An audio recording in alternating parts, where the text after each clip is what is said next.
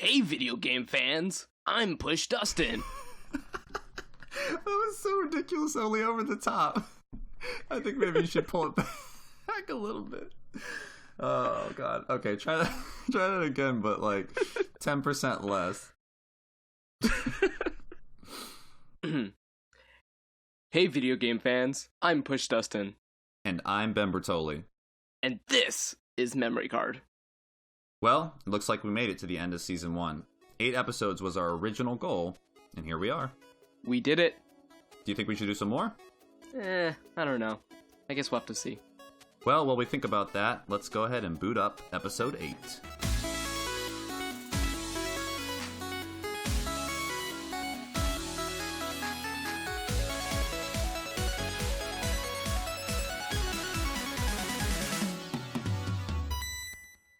Hey kids, did you hear, or see if you're in the future? Terry Bogard just got announced for Smash. But who's Terry Bogard? Well, let me tell you about Terry Bogard. He is an SNK character, and for a long time, SNK developed a console called the NeoGeo. But Push, I have no idea what the NeoGeo is. Can you fill me in? Well, peasant. Please go on.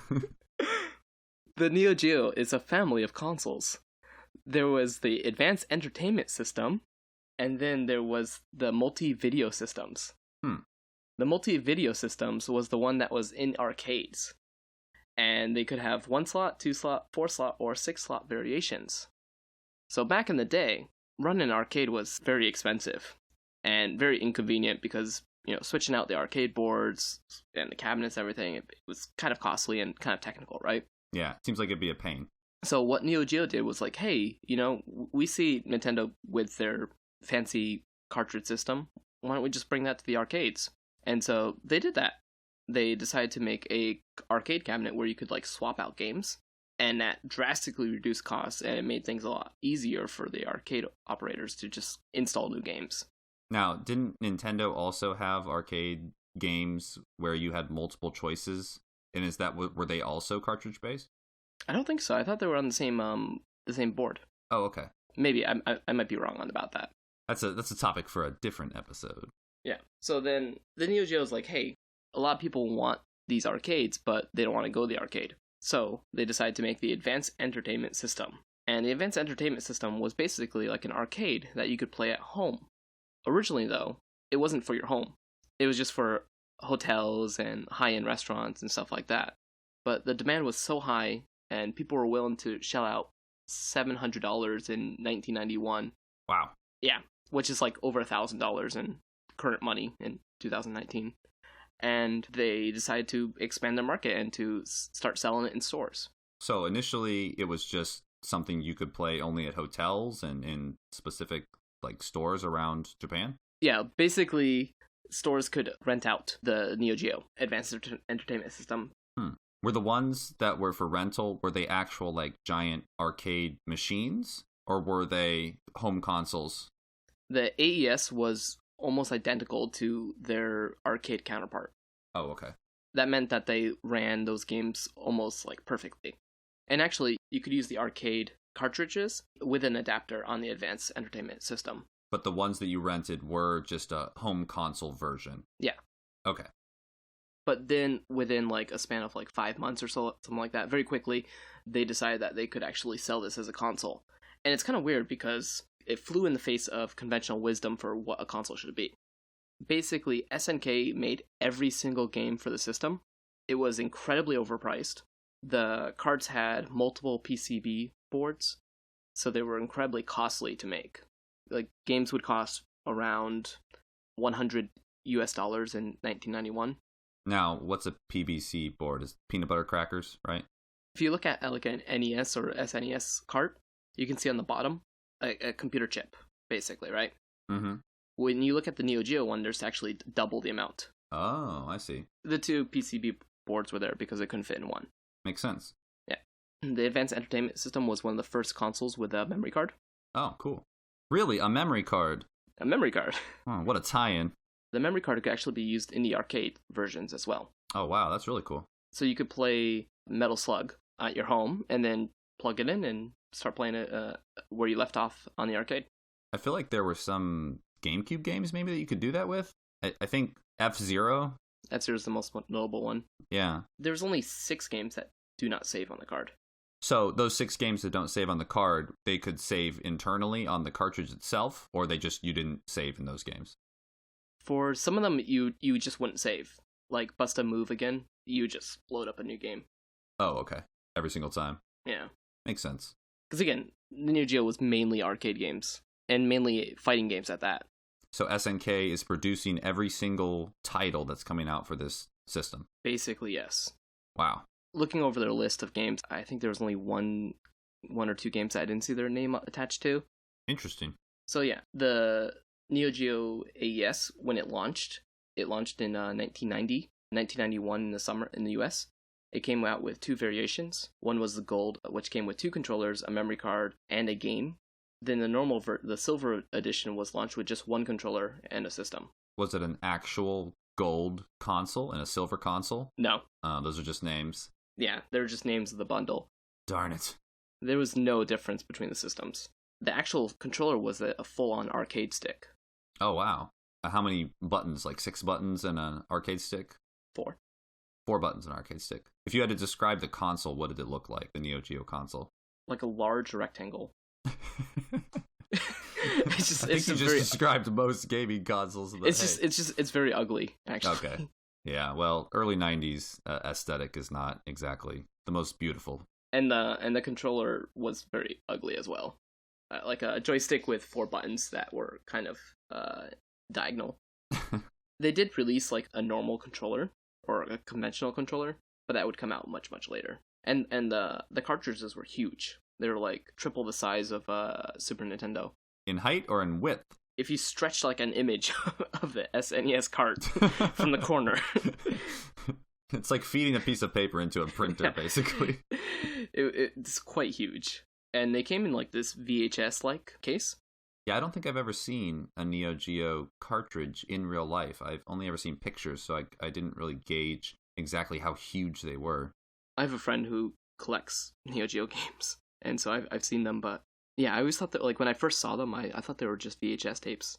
So approximately how many games came out for the original NeoGeo? 156. So not like a crazy amount, really. Yeah. You were going to collect something, maybe that would be the one. Although I'm sure some pieces are very hard to find. They're insanely expensive. Oh, okay. Insanely expensive when they came out, or now they are insanely expensive? Both. Oh, great. I'm sure it's super collectible. It's kind of like the Dreamcast, where they have like a very hardcore community. And I'm sure this episode's going to make a lot of them upset, because I'm sure I've gotten a couple things wrong. They'll be like, there's 157 games, push! You stupid idiot. There's actually games that were made by the homebrew community. Oh, cool. Which is kind of insane, because they're making, the boards and everything. Yeah, well, if you want to make NeoGeo games in 2019, you got to be authentic. That's another thing. The NeoGeo lasted until 2004. And it launched in 1990? In Japan, yep. Did it have a successor beyond the NeoGeo Pocket and the NeoGeo Pocket Color?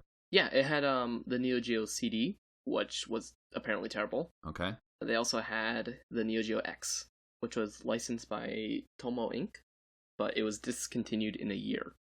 So, like, all these other consoles came out in the middle, but they just could not beat the OG. During this time, like, SNK was having a rough time. Were they just a video game company? Yeah, for a long time they were just a video game company. And then in 2000, they were purchased by Aruze, which is a Pachi slot company. Within a year, like, the Aruze was basically, like, taking the assets and, like, trying to sell them. So then a lot of SNK employees left, and then they formed SNK Playmore. And then SNK Playmore was able to get a lot of their IPs, and then they actually won a lawsuit against them. So the company was sold, and they were trying to use all of their intellectual properties that they now owned, and everyone left, made their own company, and tried to get those properties back? Basically. That's crazy. I want to see that movie. It kind of has a sad ending, because in 2015, they were once again purchased. By that same company? No, by a different company. They're owned by a Chinese company now. 37 Games and Orient Securities. But obviously, there's still some SNK things going on out there. So I think a lot of the original employees are now in the SNK Play More, which has been basically rebranded as SNK. It's good that the original people are there, calling the shots. The owners now, they basically just want to use the characters and the IPs, and they've abandoned the evil Pachi Slot ways. So SNK doesn't really come up with many new things. It's more of like spin-offs and rebranding. They're trying to do what Nintendo's doing right now, is like leveraging their IP and characters. Oh, okay. So that's why it's so important that Terry Bogard is in Smash, because that will help him. That's true. When people first heard that there was going to be an SNK character in Smash Brothers, there's a lot of speculation. What are the big titles for the NeoGeo? Like, what were the games that were their biggest hits? Metal Slug is probably like one of the biggest ones. And that's where you play as a legitimately metal slug in a garden. Yeah. Right? Yes. You just move very slowly. Yes. Oh yeah. Oh yeah. It's I don't know why it caught on, but it did. So Metal Slug is like a run and gun, right? Where you're like an army guy or army girl. Yeah, it's run and gun. It's gonna shoot them up. And then there's a Samurai Showdown, which is a fighting game. Didn't that get a recent revival as well? Yes, it has like a Nintendo eShop exclusive, only on the eShop, no physical. But wasn't there a new Samurai Showdown that came out for like a bunch of consoles? Wasn't it at Evo recently? Yeah. Okay. From what I understand, in the fighting game community, it's like a lot of people's second game that they play. So it's not like the main game that people play, but it's like a B-tier fighting game for a lot of fighting game enthusiasts. They still enjoy it. And then Fatal Fury, which is where Terry is originally from. That's like a fighting game. And then King of Fighters, which is another fighting game. It's like shoot 'em ups and fighting. Yeah, that seems to be their bread and butter, huh? The NeoGeo did have some sports games, apparently, and puzzles. Puzzles, sports, and fighting. What else do you need? Yeah. Next, we're going to do Real or Not Real. Okay. And this is a game where I will say a title, and you'll tell me if you think it's real or not. Okay. I remember this from the Apple Pippin episode. Yeah. Do your worst. Okay. Bomberman Panic Bomber. That seems real. Yeah, it's real. All right. I would panic if there was a bomb, so I can relate. The King of Fighters 93. I'm going to call fake on that one for some reason. Yes. Is it King of Fighters 94? Yeah, that's right. I knew it. I was trying to trip you up. I could not name one King of Fighters fighter, but for some reason, I knew that wasn't the right year. Nightmare in the Dark. Fake. No, that's real. That's a platform game. Oh, okay. And it takes place entirely in the dark. You never know if you beat the game. Zed-Blade. Zed-Blade. Now, is it Z-E-D or is it just the letter Z? Z-E-D. I'm American, so. Oh, yeah, I know. Yeah. It's just, I didn't know if you picked that up over there. Get those, in Japan. Get those terrible habits. Yeah, you know. I'm going to say that one's real. Yeah, it's Shoot 'em Up by NMK. Huh, another shoot 'em up. Bang Bed. Oh, sorry, Bang Bead.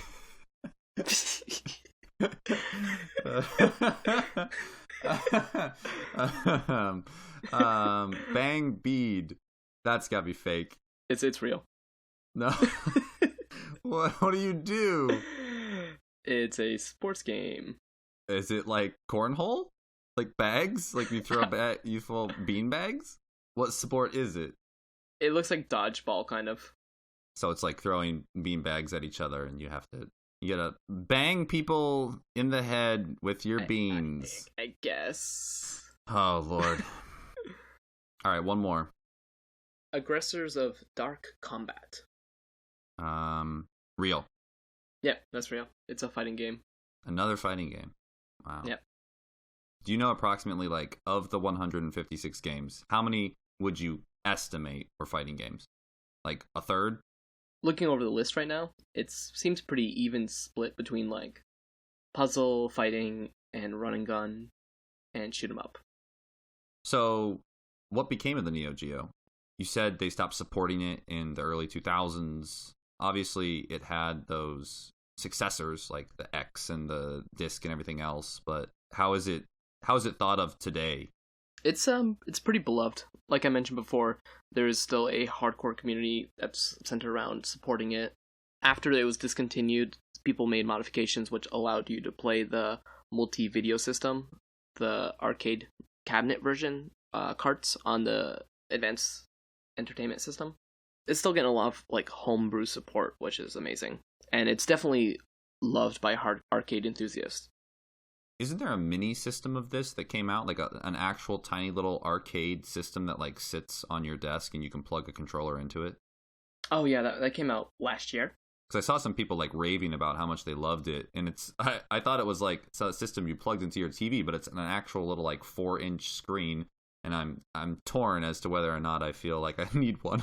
Yeah, there's like the NeoGeo Mini, which is a little arcade cabinet that you can play, and apparently the controls are actually pretty good on it.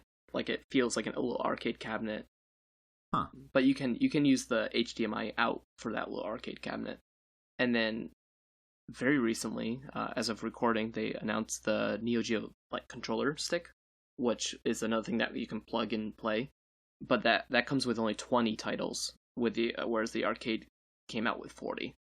And is this the original ugly controller from the NeoGeo? I believe it's the second version. Oh, I see. I think it's great that NeoGeo can continue to live on. I think with Terry Bogard and Smash, a lot of people are being exposed to NeoGeo perhaps for the first time. Yeah, I saw a lot of people on Twitter who were very confused / concerned. Like, who is this guy with this giant, blonde ponytail, and why should I care about him? Yeah, and they kind of did the same thing as they did with Pac-Man. When they showed off Pac-Man Smash, where it's like, this is a historical character. This is a character that OGs will know. Right, but I feel like Pac-Man has a way bigger install base. Like, everybody knows Pac-Man. Yeah. Terry Bogard is definitely a more obscure pick, but I feel like at this point in the Smash Brothers roster, creation, they need to go for those characters that are like iconic to a certain group of people and could use some exposure nowadays. Oh yeah, definitely. And Sakurai has mentioned a ton of times like that he wants to promote Japanese games and he wants to promote Japanese IPs, and I think Smash is a fantastic way of doing that. Well, I might just have to go out and try and find me a NeoGeo, or maybe I'll just purchase a mini one. We'll see.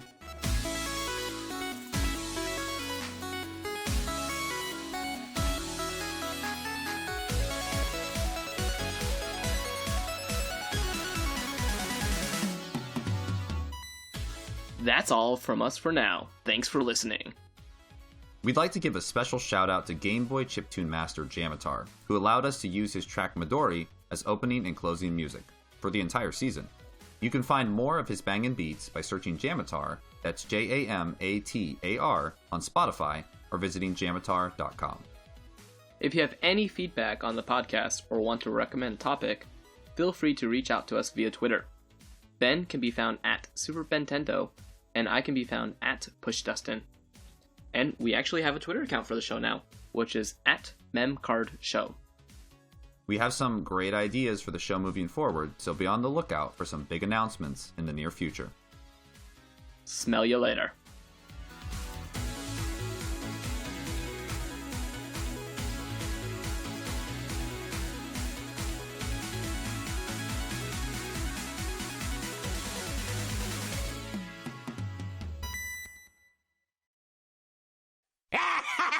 Yahoo!